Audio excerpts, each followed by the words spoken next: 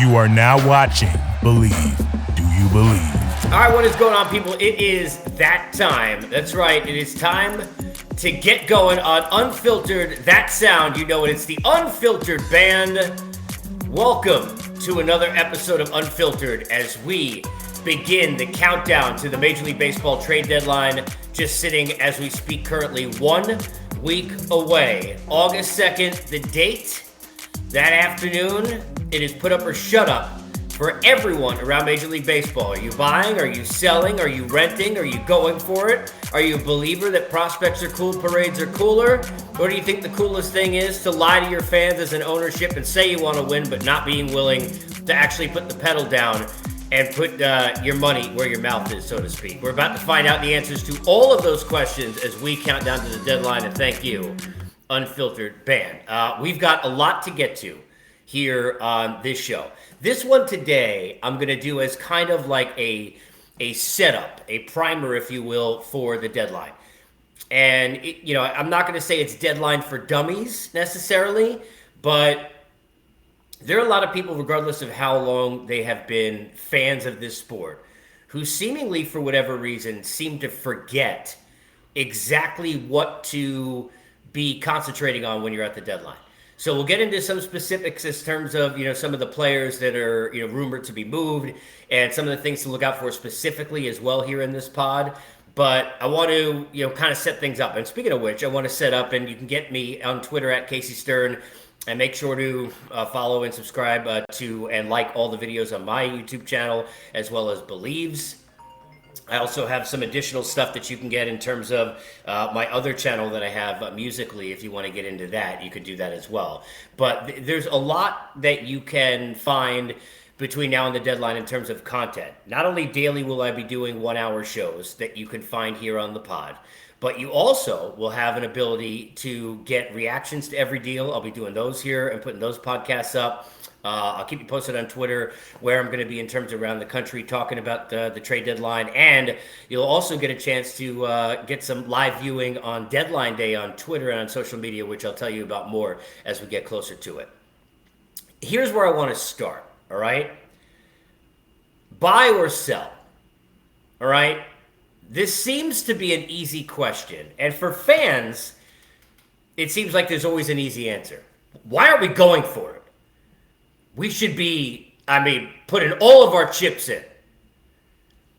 For the owners, and for the guys who with the money to actually spend, and for the folks who are sitting there and when they're at the deadline, determining whether or not they're going to actually go for it and push the pedal down and put chips in, it is not so easy. And I want to explain why and start there. Once the wild card came into play, things became a little bit more murky in terms of whether or not teams were in it, right? Because the longer you went into a season, it was more difficult to determine whether or not you had a realistic chance to actually get into the postseason, all right? Then when you added another wild card, that was exponentially more difficult to figure out. Then, now you get a situation where, okay, we not only have an additional wild card, but now you got a 3-game series, right? Now you've got buys. So there's been a lot that has been added into the mix, right? If your team is good enough to win a World Series, you always should push the pedal down, because that is supposed to be the goal. The goal is to win the whole damn thing, right? So you don't have to tell teams like, for example, in this deadline, you don't have to tell the Dodgers, you don't have to tell the Mets, you don't have to tell the Yankees, you have to tell the Houston Astros. You don't have to tell the Braves, right? And maybe one or two others that you're really in it to win it. That is easy to figure out. When those teams don't push the pedal, it ticks you off. All right? Market size sometimes gets in the way of that. However, for example, the Milwaukee Brewers, Minnesota Twins, teams that could be sitting there a week from now leading divisions, may not do what you want them to do. They may make smaller moves because they can't take on even rental money, right, for the rest of the year prorated, because they don't want to take contracts beyond rentals, because they don't want to give up controllable prospects, which of course is free performance for them, right, to go ahead and acquire somebody that they're only going to have for a short period of time. it is more difficult for those teams. However, what really will piss you off, and this is the case for me with the Minnesota Twins, and it'll be a team to watch, is that you go back to a situation where they had won a division title, go back a couple of years ago, before they went and sunk again. And when Rocco Baldelli was sitting there in Manager of the Year, and the story was the great story the Twins were, they didn't do anything at the deadline. They picked up my buddy Sergio Romo and maybe one or two other really small pieces, and those things are nice. But they didn't go for the rental and that buy that would have made the difference, because they were still thinking about the difference in the bottom line and the margin and not the difference in the standings and in the postseason. It's one of the reasons why the Twins, again, went home to the Yankees like they have 7 million times in a row in a postseason. It's the same situation that I've talked about many times over the years, and even here in this podcast, with the Pittsburgh Pirates during the Andrew McCutchen years, where he was an MVP one year and an MVP candidate for about 3 or 4, where they had the Shark Tank in the bullpen and won high 90s in wins. They did so twice, I think 97 once and 95 once, if I remember correctly. And they ran into Madison Bumgarner in one wild card game and went home. Ran into Jake Arrieta in another wild card game and went home. And they didn't get a chance to go deep into the postseason because they did not want to rent names like, at the time, John Lester, David Price, Justin Verlander, Cole Hamels in different time periods. They didn't want to go for those kind of pieces because they were more concerned about who they controlled for cheap for years than they were about pushing the pedal down, even though they have, the manager sitting there on the hot seat seemingly at all times, because teams like that are always saying we're out there to try and win. Right? I mean, Paul Molitor, I think, won a division, and then the next year was in last, and he was gone, right? Teams that are going to go for it have to not only have the impetus in terms of where they are in the standings, but they also have to have the impetus in terms of being able to take a risk. You see over my shoulder here, the prospects are cool, parades are cooler. By the way, you can get those shirts and hoodies and stuff at Cotton Bureau on Twitter. It's easy to say. It's not easy to do for teams that don't want to spend. And I don't care what you're doing in life. If you're not willing to risk, you're not getting reward. If you're not willing to give value, you ain't getting any. We're going to talk a lot about that with guys like Juan Soto today and throughout the course of the next week. But when you're thinking about buy or sell, teams that have a chance to win a World Series should never be a question. Now let's go to where it becomes more complicated. Everybody loves the Baltimore Orioles story. What they've done being a 500 team with the, speaking of prospects, the prospect of, just going back 2 years ago, Baseball Reference before Fangraphs before the season, had them as a 0.0. Now, first of all, that's not even possible because anybody who's in it has a chance. I love Fangraphs, but it's stupidity because you can't have 0.0 a chance. I mean, do we not understand? This is like math class. It's not baseball, okay? But they had like a 0.0. That was just how... So you're saying there's a chance. That was how much love they were getting. 0.0 love. And here we are a couple of years later, and they're in a situation where they are now with an opportunity to go ahead and have, at least meaningful games down the stretch, right? So when you're sitting there and you're thinking about a team like Baltimore, all right, and they're in a situation now where they are at 500, you've got fans who are excited. You've got fans who are pumped up. You've got fans who are looking at this and saying to themselves, well, geez, I have an opportunity now to root for a team with games that matter. I'm excited. We're winning.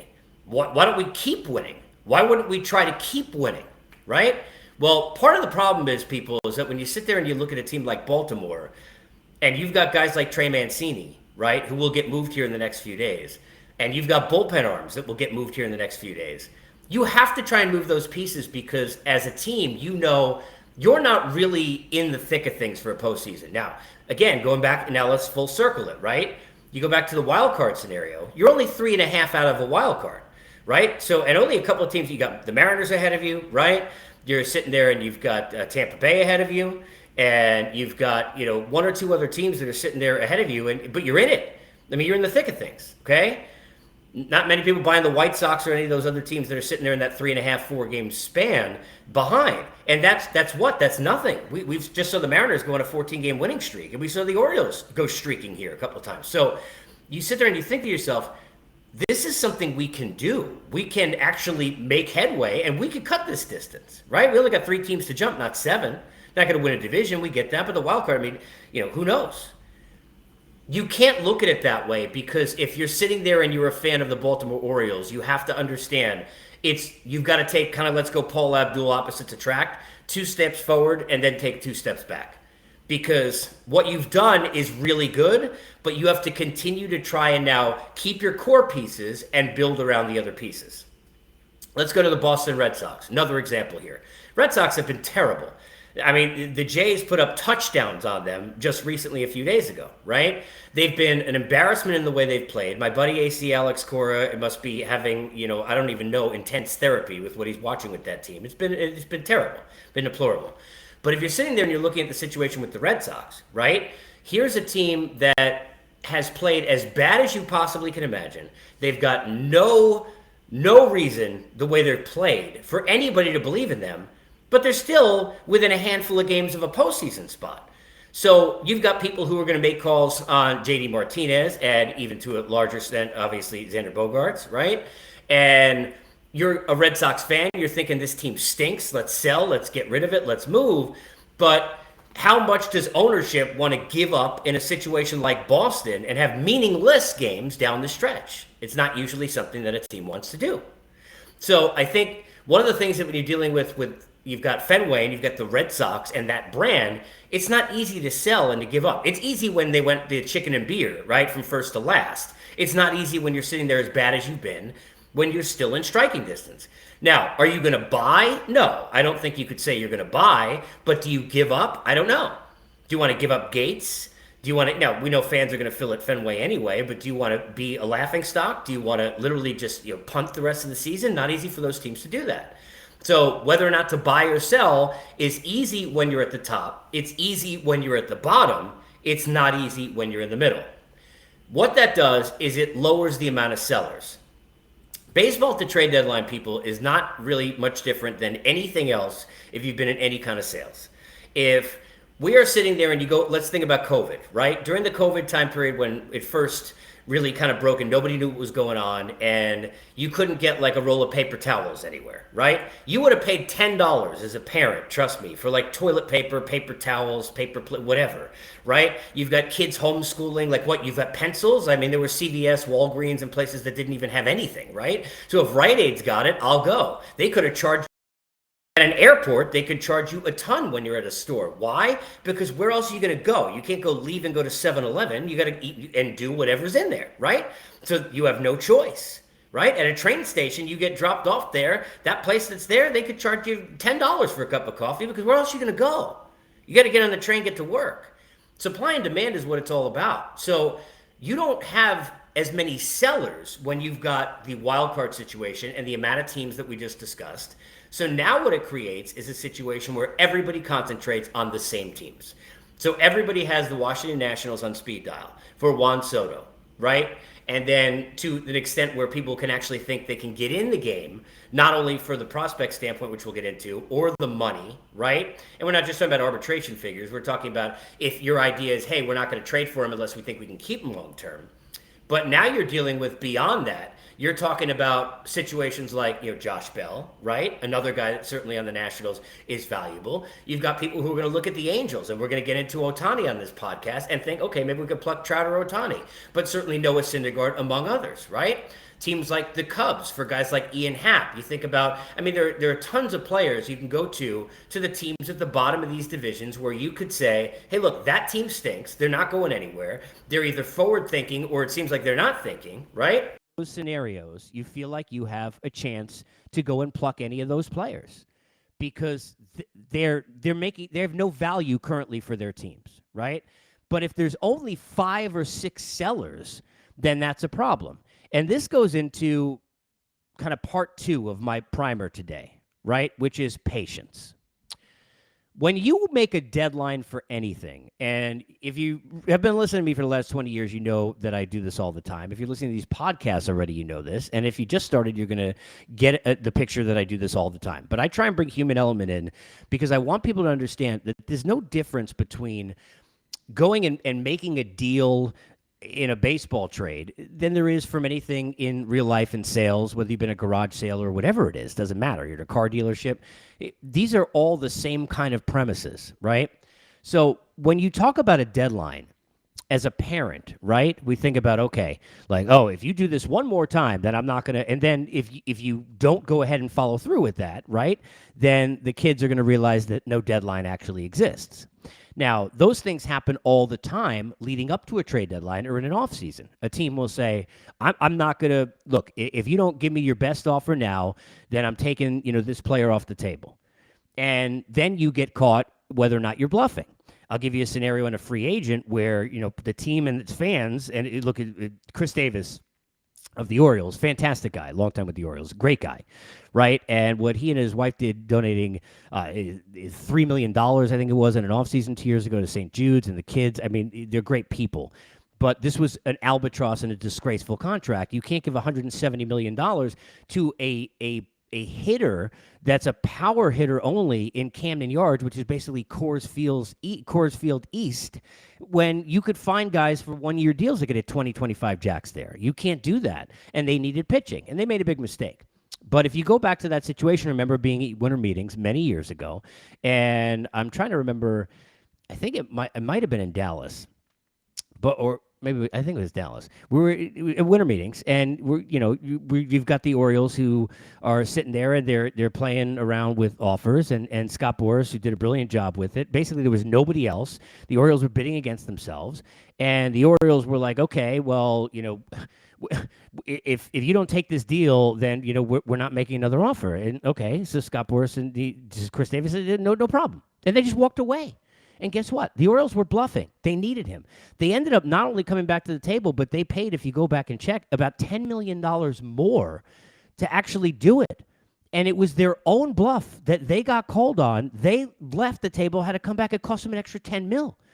So these kind of things are going to happen now in the next week. Now, a week doesn't seem like a long period of time, but it seems like 7 years if you're dealing with a trade deadline. What do I mean by that?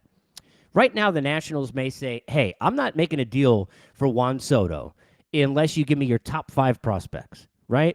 And you got teams that are giving dial tones. Now, what they try and do, like any other sale, is those teams are now working. They got to keep you in the mix. I got to keep you engaged. I don't want you to go ahead and if I lowball you, go too far, you go out the window. That happens with free agents all the time. Go back a few off seasons, and Craig Kimbrell made that mistake. If you remember, his agent, who happened to be, I believe, which is not a good thing to have on the back of your baseball card as an agent, the same agent that Albies had with that just horrifically shitty contract that he got with the Braves.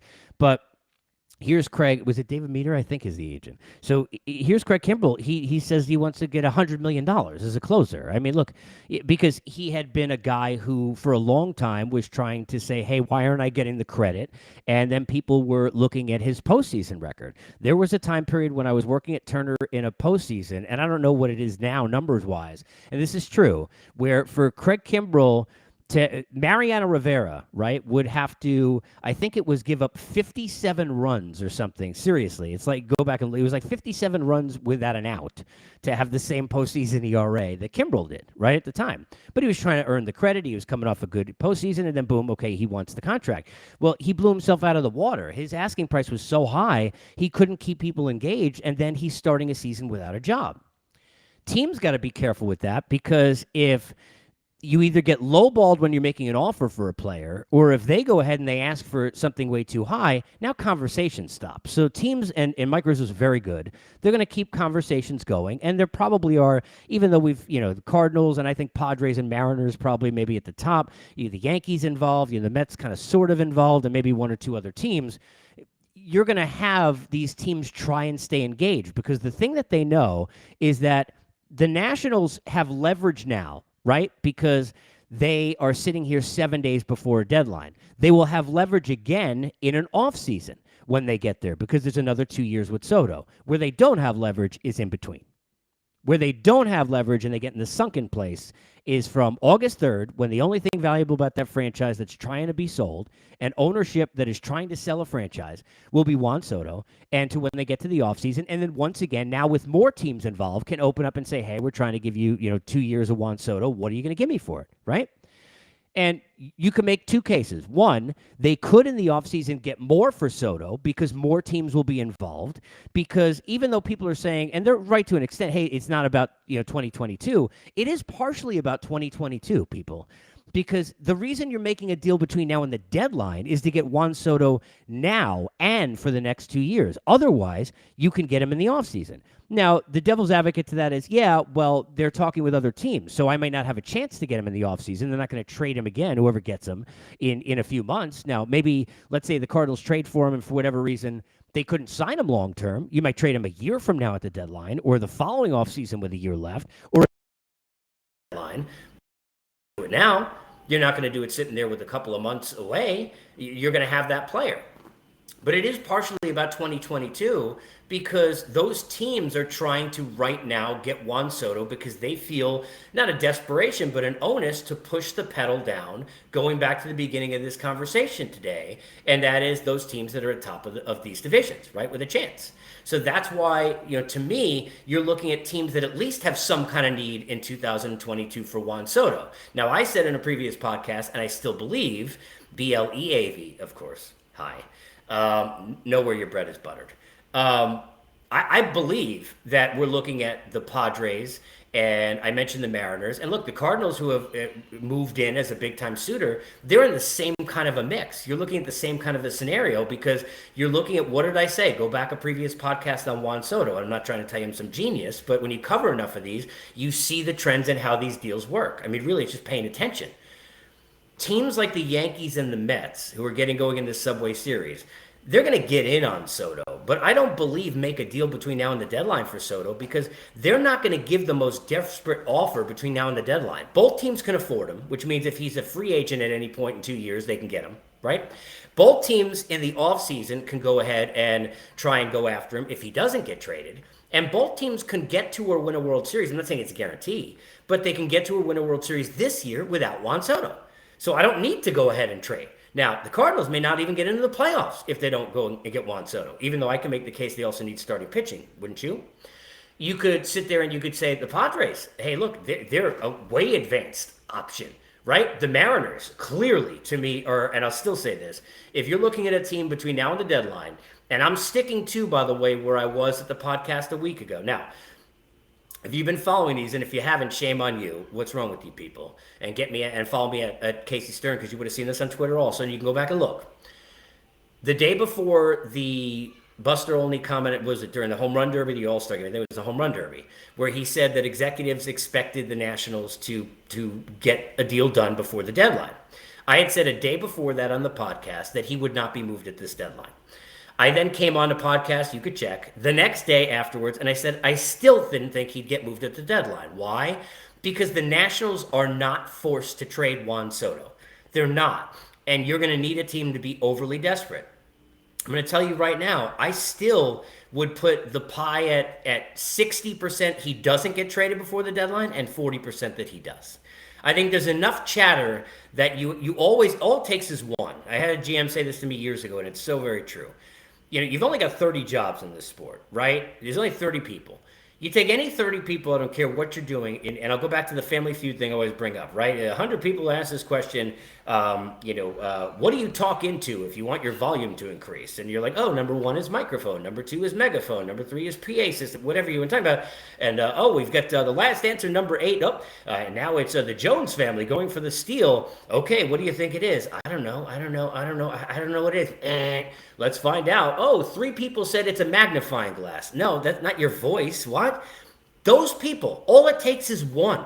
One GM who would make the deal you wouldn't make. One owner who would make the deal you wouldn't make. So there's a chance, and because of all the chatter and the bidding, it becomes more of a chance. But I still think it's more likely he doesn't get moved because of a couple of things. Not only the fact that what I just explained, but here's the other part. You've got a tricky situation here with an ownership that is trying to sell a franchise. So there's 2 ways to look at it, right? I have no value to my franchise I'm trying to sell if I move Juan Soto. Now, look, these are black and white statements that are not actually legitimate, but this is the way you could look at it, right? Who cares about my franchise? Because one thing I'm going to tell you, and I'm going to loop Ohtani in here, okay? Shohei Ohtani's not getting traded. Now, Mike Trout's not going to get traded either. But if you ask me the pie, I would tell you that if you took 100% and said, what percentage would it be if I told you in the Gray's Almanac from Back to the Future, right? One of these two guys is going to get dealt. They're getting moved, no matter what. One of these guys is going to get moved, no matter. Right? If I were to tell you for sure that one of these guys was going to get moved, all right, I would tell you 80% that it would be Trout and 20% that it would be Ohtani. And I don't think either are going to get traded. All right. The Angels are a cesspool. They're absolutely disgraceful right now. They're a terrible baseball team.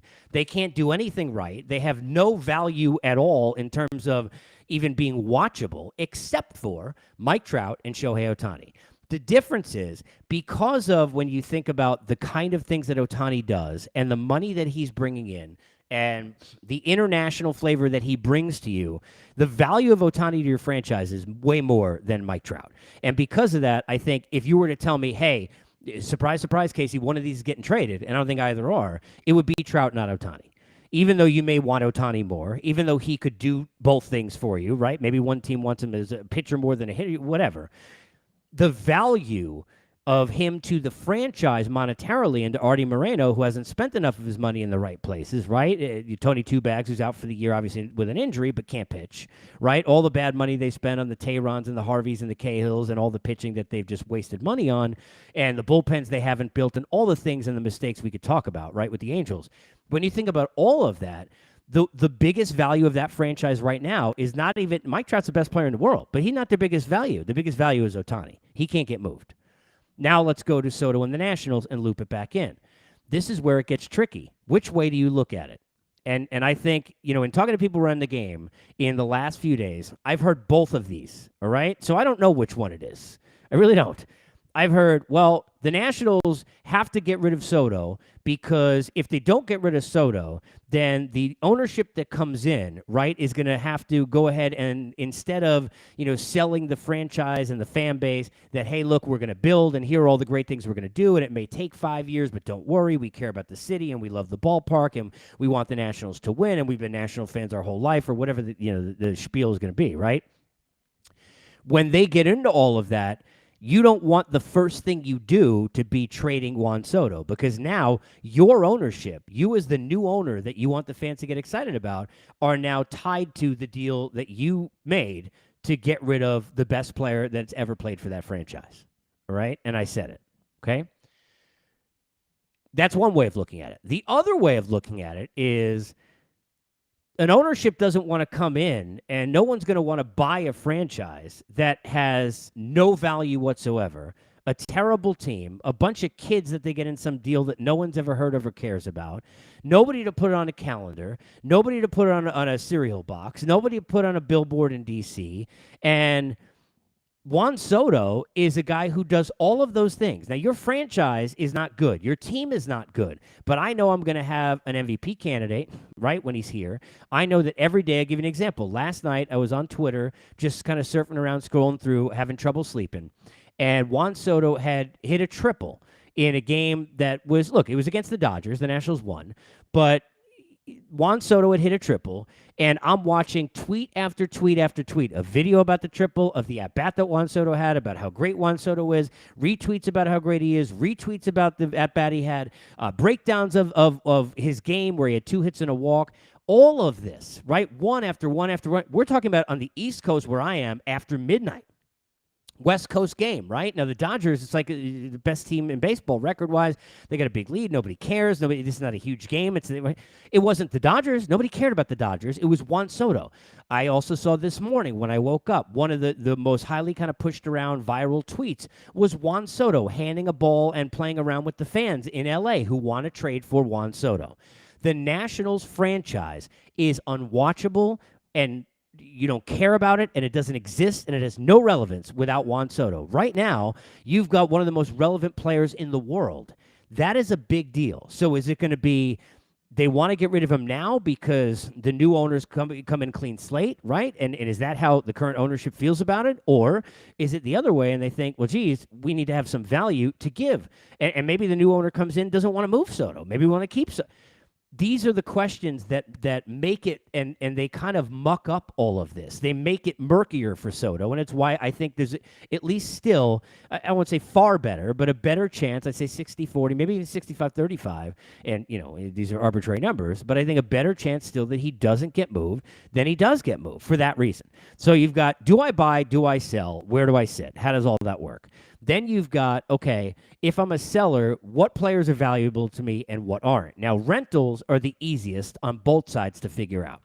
Buyers get to go and get a player and not have to worry about his money staying on the books. It's prorated for the rest of the year, but I don't have to worry about a big contract that comes on. And when we're talking about rental, if you're new to this, we're talking about somebody with an expiring contract, right? Or you look at it the other way and you say, okay, well, how much am I willing to give, right? Going back to what we said, Twins and Brewers and Pirates and teams in that middle market, Cincinnati over the years, teams in mid markets. One of the reasons Kansas City was in back-to-back World Series, and not every move worked, but they were going and picking up Ben Zobrists and renting, picking up Edinson Volquez and renting Johnny Cuetos, who they knew weren't going to stay, and Johnny Cueto wasn't perfect for them, but won a couple of games at home that mattered on the way to a World Series. Those are the kind of things that teams in the middle markets need to do more of. They don't, but that's why they don't win. And that's why the Royals did, because they went and took shots like that. The Indians, who I know got to a World Series and didn't win it, but they did get there, they did that a couple of times over in 2 successive years. In an offseason where Edwin Encarnacion, they had paid $20 million. I know it was a Band-Aid deal for 1 year, but paid him $20 million for a deal. And look, the Royals, Alex Rios, Kendrys Morales, some of these worked, some didn't. But you got to get outside your box and outside your norm and think, okay, as a team that's a middle market team, I got to now push forward. I got to do more than I'm used to doing. This is the kind of thing that I think you got to look at when you're thinking about rentals for this year, is now you're looking at going back to the upper echelon teams, because those teams, they're willing to push the pedal more for a rental because they know if you make postseason dollars, you win a World Series. I mean, the Braves, go look at their sellouts this year. And, for how many years were we talking about, even with the Battery here in Atlanta, that nobody shows up at games till the playoffs? That has not been the case this year. And I know they're a very good team, but it's the year after the World Series. The Astros, for all the cheating and whatever they did, Jim Crane's at a press conference, when the time that he fired A.J. Hinch or suspended, whatever it was, and, hey, and this is terrible, and we're so sad. They're not sad. They go look up the numbers of what that franchise was worth before they went to the World Series, and then look up the numbers of what the franchise was worth after they went to the World Series. So the rentals and what to give for them and who's willing, you're not worried. Yankees will be willing. Mets will be willing. Dodgers will be willing. Astros, go back to the Justin Verlander deal, right? And taking on that contract years ago, will be willing. Those teams are not going to worry about it. Now, teams who have players who have another year on their contract at an exorbitant amount of money will also look to use these guys kind of like rentals. Hey, you get a push for the rest of the year, but you also have them for another year. And their sales pitch is, hey, look, you don't have to worry about you're doing it for nothing, even if you don't win a World Series. You get whether it be a J.D. Martinez, whoever it might be, right? But the other part of that is, depending upon who the player is, what they're not telling you is, I'm trying to get rid of $22 million. I don't want on my books next year. You go ahead and sit with it and suck it, right? This is the back and forth that goes on, and this is why, going back to patience, that is the most important part of all this. I remember a couple of years ago, and I've worked, I don't even know, 17 deadlines, right? And been on the air during for most of them. I remember going back a couple of years, and it might have been, I want to say it was 2018. It might have been 2019. But go back to one of those 2 years. Everybody who works in this sport or follows it will remember this deadline. It was the deadline that broke all the records, and there were, I think, 34 deals that were made or announced like right afterwards, once the fax machine and everything else goes down after 4 Eastern, in the last hour alone. So, I mean, you had like 100. This was a deadline where I was sitting there for a week, and people were saying, oh, nothing's going to happen. This is so boring. Nobody's going to make moves. Why? Going back to what I said at the beginning, the reason being that there aren't enough sellers. Everybody's in it. You got too many. Remember, this was the year where there were 4 teams that won over 100, 4 that lost over 100, and everyone else was kind of in the muffin tops. I like to call them the standings, right? Going back to Seinfeld. Well, when you're in that muffin tops and you're kind of just hanging over 500, you're not really willing to sell or to buy. So teams are just going to stand pat. That wasn't how it happened. There were 34 deals in the last hour. But that's why I'm explaining all this to you in this primer episode of this is, and this is not rocket science, but this is the way you have to think as a fan, because this is the truth, okay? This is the unfiltered, well, you just got 35 minutes and counting. Just no offense to anybody else, just 35 minutes more real than 3,500 hours you're going to get anywhere else, because this is really what happens at the deadline, okay? This is how it works, all right? So when you go closer now to that deadline, the parent who says, if you do this one more time, right? Well, this is an official deadline. It's a hard deadline. There's no waiver deadline anymore, right? That protected you, and thank God I don't have to explain that to people who didn't understand it anymore. What happens with all of that, right, is that you're going to have teams telling you, it's like, let me give you an example that is very much kind of close to home for everybody, all right? You ever sell your car, right? If you're selling your car, or let me give you an even better one. I'm going to give you an even better one. This is actually, I'm scratch that. This is a better example on the fly here. You ever, scalping tickets is wrong, don't ever do it. Okay, you ever scalp tickets? Okay. I remember buying tickets with my father for Jim Abbott's no-hitter. My dad, a Yankee fan, I'm not. But he wanted, it was one Sunday afternoon in September of 1993. He's like, it's nice out. You want to grab a buddy and go to the game. They're playing Manny Ramirez and the Indians. And Manny at the time was coming home and was a great young talent, and everybody wanted to watch him play. And we went to the stadium, and we ended up like 10 minutes before we had no tickets, 10 minutes before the game started, a block away from Yankee Stadium. I was in the 8th row, right next to, like right by first base. I was in the 8th row sitting there, and it was Jim Abbott's no-hitter. I actually wrote my college essay getting into college. This is a true story, entitled The Day I Saw My Father Cry. It was the first time I ever saw my father cry, and it was in the 9th inning of that no-hitter. All right? So that situation, why I'm bringing it up, because when you're sitting there and you're buying or selling tickets to an event that's about to start in 10 minutes, you're not offering or needing to pay on the other side what you were offering or needing to pay a week ago on StubHub. That person may have been, let's say the tickets were face value $85. Let's just use a Springsteen show, even though those are like $85,000, and that's a whole other problem I'm dealing with. But let's say they're like $85, right? You got $85 tickets, and you're sitting there and you're on StubHub. At the beginning, you're put $300. Yeah. I mean, hey, you can't get them anymore. It's sold out. It's $300, right? That's a week before. Let's do it today. Let's say the concert is August 2nd. I want, because this is deadline for dummies, and we're all dummies. So it's okay. It's not condescending. We're all dummies, all right? But we're dummies sometimes. We need people to like explain things to us. I always say, like, if everyone in your life is telling you that you're in a bad relationship or your job is shit or you're being treated like shit, and you're like, no, you don't understand, they're so nice to me and they love me, it's you who's the idiot. They're all telling you that. Eventually you go back and you're like, oh my God. And why? It's your point of view. It's your vantage point. You're not looking at it in a certain way. So now let's take this vantage point of these tickets. You got this concert on August 2nd, right? So it's $200. Guess what? Now nobody's buying. They're not giving you what you want. You're selling 4 tickets. I want 2. I want 3. I can't. Can you come to me? No, it's only electronic. Whatever the problems are. Now you're like, okay, I got to go to the arena and try and do it, right? Now you go to the arena. You get saucy. These people are desperate. Let's try and up it. I'm going to try $400, right? 4 hours before in the tailgate. You're wandering around. No, nobody willing to bite. I'll offer you 100. Nope. Now you're not taking 100. Guess what? 3 hours later, when you still have those tickets, now you're offering 100 and trying to find somebody. Then, if you're sitting there and the concert's already started, you may be offering less than face value. Now, you might, at a Springsteen show, not get stuck, but that's what happens because there's not 9 other Springsteen shows.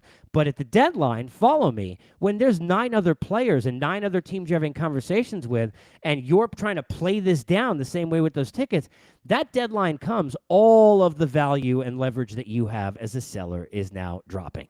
All right? All of the value that you have and leverage as I don't need to buy from you is now gone. So that is why a lot of these deals will take place on the day of the deadline. Unless the Nationals are bowled over, I don't see a deal happening for Juan Soto between now and at least 48 hours before the deadline. But here's the problem, and this is the craziness about the deadline, right? a difference in 2 days. 2 days before, the Nationals might have 5 teams and be like, hey, no, screw you. I'm not taking that deal. I got this from this guy. And and they could, play with it, whether they're honest or not. That's up to them. Hey, this is what I've been offered. This is what I haven't been offered. And this guy's giving me this. And I got somebody else who's got 4 prospects and you're only giving me 3. But guess what? When it gets to 3 o'clock in the afternoon, there's 60 minutes to go before they know you're stuck with him until the offseason. And you got a team, the franchise that's going to be sold, and we don't know who the owner is and all that stuff. Guess what? Then it's going to flip. Literally in the last hour, that thing's going to flip, where now the Nationals are on their heels, and that's where it becomes, do they really want to trade the player? Now, Mike Rizzo doesn't want to move Juan Soto, but it's not up to him. We always blame the GMs. It's not up to him. It's up to the ownership. But you're going to find out in those last few hours of the deadline whether or not Juan Soto, whether or not the current ownership, the situation with new owners, the value has played out to where they believe it's best to move Soto. You're going to find out the true answer to that, I believe, in the last 2 hours before the deadline. I think it'll take that long for him to be moved, unless they get totally bowled over. Unless a team that's feeling desperate, right, like a team like Seattle, goes ahead, and I don't mean desperate because they're not a good team, but because for them to get into the postseason after not being there for a million years, a century it seems, it's going to be more desperation for them to try and make a deal. But that's why I think it'll take that long. But Ohtani's not going to get moved. He's not going to get moved because the value that he is to that franchise. Not going to get moved. The last thing I want to bring up here in this primer is prospects, all right? Here is what really pisses me off, and I'm going to use Juan Soto in this, okay? But it's not just about Juan Soto. But it's about Kevin Durant in the other sport in the NBA, but anything else. You cannot tell me you want to go and get a steak at Mastro's, right, or a butter cake at Mastro's, and pay for what you would pay for in terms of price to get the bloomin' onion and a steak at the Outback Steakhouse. You cannot go into Barney's and expect to pay what you pay at Old Navy. Now, if you buy at Old Navy, nothing wrong with the store, you're going to get what product you get at Old Navy. If you get Arby's, you're going to get wet roast beef. If you eat on a plane, you're going to get wet roast beef. But if you want to go get a steak, you want to go to Peter Luger's, you're going to go pay that price. That's the way that it is, okay? You cannot tell me that you want Juan Soto and then give me any prospect on God's green earth that has not played, whether it's Alvarez with the Mets or anybody else, any prospect that has not touched a major league field. You cannot tell me you're not willing to give that prospect in a deal for Juan Soto, because then you're an idiot, okay? As I saw a tweet earlier today, Juan Soto is the only player with over 1,500 at-bats. There are like 250 of them right now in the big leagues. He's the only one who, with 1,500-plus at-bats, has more walks than strikeouts. The guy is an unbelievably valuable player. He's the best player to ever play for the Nationals franchise. He is an all-time talent. Now, he could get hurt. He could get injured. He could fall into I mean, there's like a million things that could happen, right? I grew up with the 80s Mets, right? But we're talking about literally, this isn't some media hype or clickbait. He is an all-time talent. That is for sure. He's an all-time talent. You can't get him and tell me there's any prospect. Prospects could be suspects. Prospects have never played. Prospects are doing it in the minor leagues. Now, depending upon what you believe, there are some, BLEAV, there are some that you need to hang your hat on. I could tell you, and you can go ask my broadcast partner at the Times, Ryan Spilborghs, or anybody who listened to me at the time for about a year on MLB Network Radio, I had watched and talked to a lot of people about Yordan Alvarez before he ever played in this sport at this level, and I said that he was going to be a perennial all-star and MVP candidate and a stud, and people thought I was crazy. Now, I've gotten some wrong too, but, there are times where you can really, bet on a guy. But would I have traded Yordan Alvarez that day and 3 Yordan Alvarezes for Juan Soto? Of course, because you're trading guys who are unknown. I don't know what they'll be for guys who are up here. It's how this developed in the first place with this whole thing. And for those who don't know, and I mentioned it in an earlier podcast, the Prospects of Cool Parades Are Cooler was during a conversation. It was during a rant. It came out during a rant initially in 2015 about the Dodgers, who at the time lost to the Mets in Game 5 to Jacob deGrom in that playoffs in the first round. And I think if they had done what I had said, they wouldn't have. And I think they would have played in the World Series and probably won it and not lost it like the Mets. Why? They had Kershaw and they had Greinke, who was in his last year and was at a high level as a 2. And they had Cole Hamels, who at the time wasn't the top level Phillies one that he was when he won 5 games in a postseason, won a World Series. However, he was still a number 1.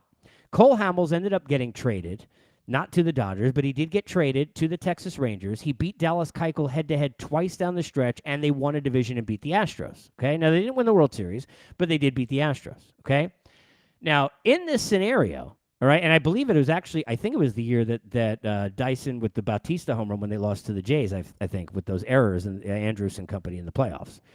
I think it was the same year, but Hamels was on the table, and the reports were, and who knows, that the Dodgers had turned down a deal where they didn't want to give Julio Urias, right, in a deal for Cole Hamels. And people are going to say to me now, years later, because 5 years later, Julio Urias pitched 3 innings of brilliance in a World Series, and we've seen what he's become. But it took 5 years, right? And the Dodger fans at the time, I'm sure, would have liked to win those World Series, or at least get there. They were ousted in the first round by the Mets that year, right? I believed if you put Hamels, who was a lefty, between those 2 righties, that you would have won. And I still think, by the way, that you would have won. I think the Grandersons and the Murphys and company, even with the Mets in that series, and you can go on down the line. Okay, Rizzo and so on with the cut. I think it was a difference maker. I really do. I still sit there with that, and that's not to be stubborn. But the point is, what I was saying at the time during this rant where this developed was, prospects are great, right? And we're talking about guys who, and this doesn't mean you trade everyone. Because I remember Dodger fans like, oh, should we trade Cody Bellinger? You have to trade every prospect you've ever had. But if you have a chance to push the pedal down, the question is the player that you don't want to move, the young player, is he ever going to be for you? And there's no guarantees, but do you feel like he's ever going to be for you the level of what the player is that you're getting? There is no chance that any prospect dealt in a Juan Soto deal is going to be Juan Soto. Now, I'm going back to the Fangraph 0.0, because there are no Juan Sotos now. Juan Soto is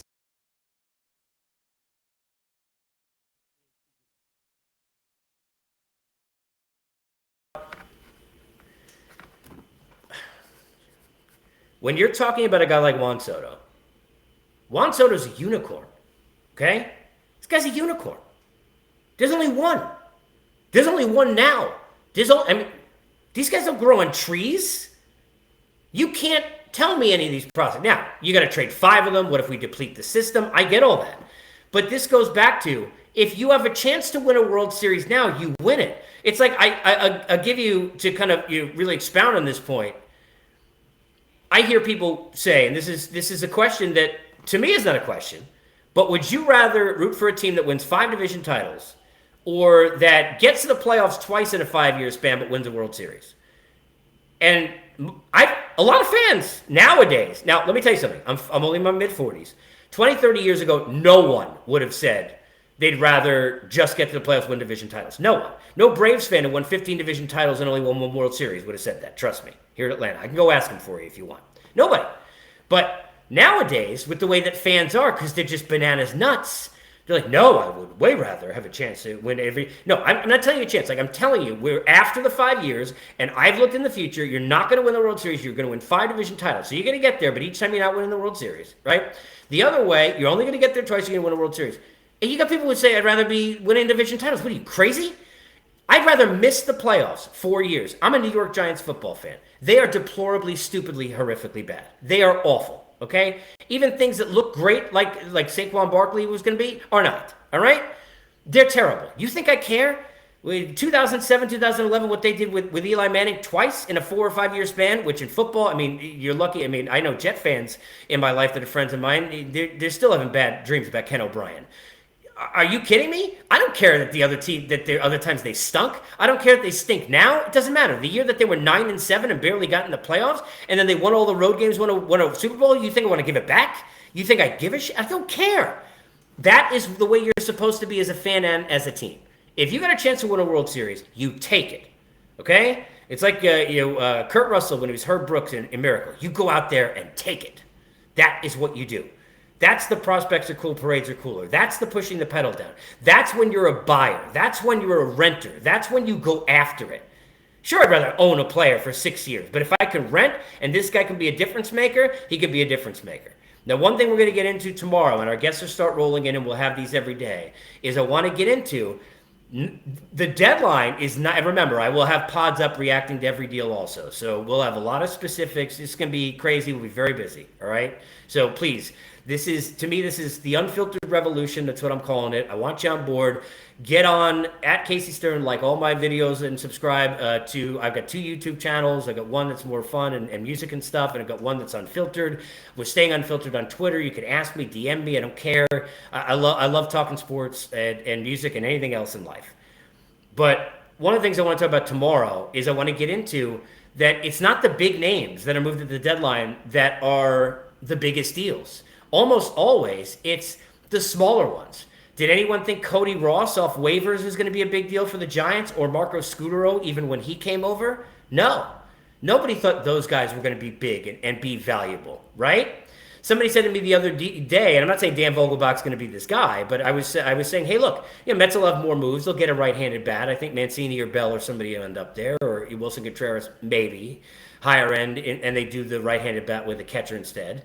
But regardless, they'll get a right-handed bat. But I said, and I believe it, Vogelbach will have like a pinch-hit homer, a ninth-inning homer. Like he's that kind of guy. And somebody in a way that they were demeaning what I was saying about the deal was like, oh, great, so we traded for Matt Stairs. You mean Matt Stairs, the guy who won multiple playoff series for the Phillies? Matt Stairs, who Jonathan Broxton is still having nightmares about?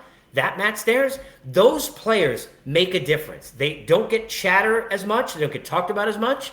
But and they certainly don't cost as much. You get a lot of the player to be named later and cash considerations and I never heard of this guy kind of stuff. But those guys are really valuable. They're extremely valuable. Those players are very, very valuable. It is not just the big names. But I think Soto, in recap, 60-40 that he doesn't get moved by the deadline. Ohtani, no chance he's getting moved. Trout, I don't think there's any chance he gets moved either. But I think if you told me one was moved, it would be Trout 80%, Ohtani 20% because of the value to the franchise. I think the guys that you'll see moved, Mancini, I mentioned Bell. I do think Wilson Contreras, you'll see get moved. Ian Happ will get moved. I think Noah Syndergaard will get moved. There's a lot of other guys that certainly fall into the category. The bullpen arms, David Robertson, for example, gone.